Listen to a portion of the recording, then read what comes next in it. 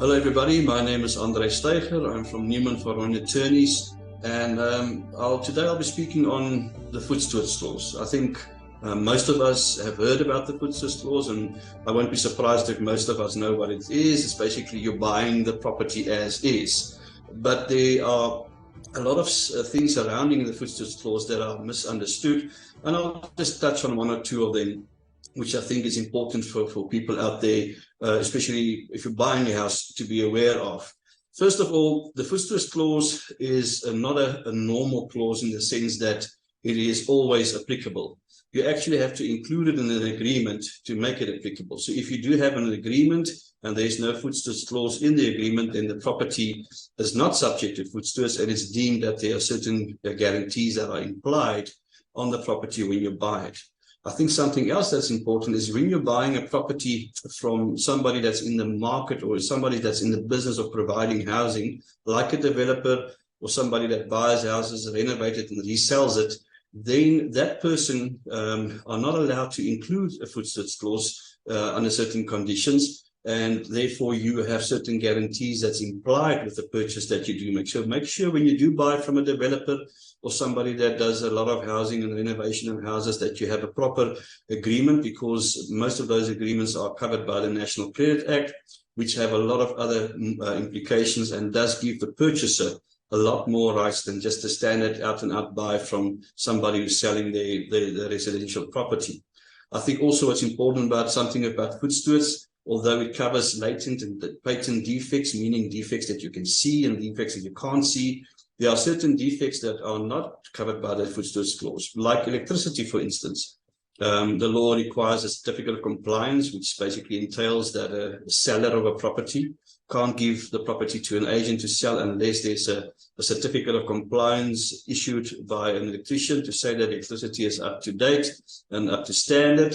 And you can't hide behind a Voetstoots clause to say, listen, you're taking the property as is with all electrical faults. No, the law is clear on that. The same will apply with gas. If you have a gas stove or a gas geyser and you're buying a property with one of those two things, you should be provided with a gas certificate, as it's called just in general terms, which also are not covered by the Voetstoots clause. However, certain other things are covered by the Voetstoots clause that can create a lot of hardship, like building plans. When you do buy a property and the person that's selling it to you, you might have made additions to the property, or you might have closed up a garage and converted it into a living space or whatever, and you are buying it and you're kind of impressed with the property, only to find out later on that those building plans were never lodged, or the renovations or alterations weren't done legally in terms of building plans. And the moment it registers on your name, it will become your responsibility. So it will be wise or prudent, at least, to make sure, if you suspect that there was major alterations or additions done, that you insist that there's a clause included or added to your agreement which says, listen, I'd like to have a certificate issued by the local municipality certifying that all the buildings and alterations are on a legally accepted building plans and that all the boxes were ticked. If you don't do that, or no, if you don't insist on that, you will find yourself that the Voetstoots clause will apply and it will become your problem one day when you're trying to sell that. So that might be one of the things that you want to look at. I think also just in general, as a last remark that you can be aware of, is that somebody can't claim Voetstoots if they knew about a defect and they didn't tell you, inform you, or warn you about it.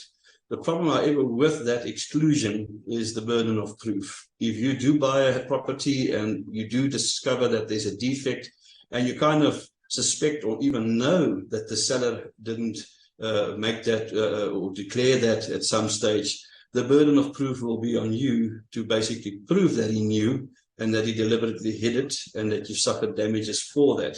Knowing is one thing, proving it is something else. So it can never be stressed that you really have to make sure that you inspect the property properly, that you look at the mandatory disclosure form that the agent will give you, where the seller is disclosing whatever he's aware of. And if he has suspicion or if you're unsure about something, to get a professional out there, structural engineer or whatever, to just go and do an assessment. Because keep in mind, for the majority of us, buying a property is the biggest investment you'll make in your life. I hope this was helpful. Goodbye.